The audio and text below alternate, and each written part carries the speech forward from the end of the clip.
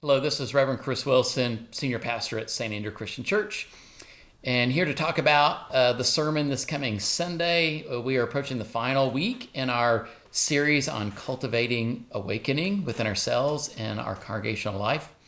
We've looked at a few themes. We've looked at Sabbath, we've looked at context, we've looked at discernment, and this last week we will look at the word action, making it happen.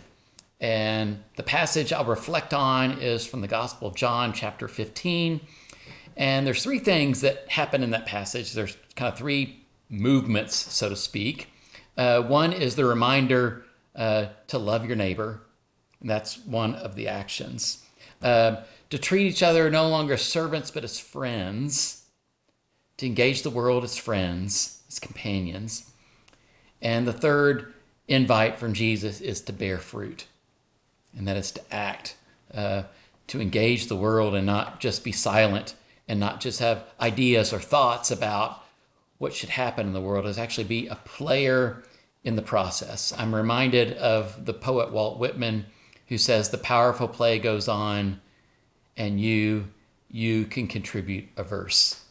And this final week of cultivating awakening is adding our verse to the story of life.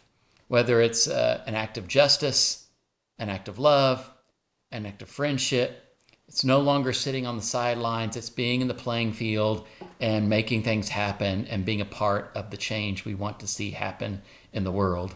And doing so grounded in what Jesus would say, ground your life in love and friendship. And so we will look at this notion of action and using the words of Jesus of love, friendship, and bearing fruit as kind of a grounding or a baseline for how we are called to act in the world. So I hope you'll join us this coming Sunday in worship at St. Andrew.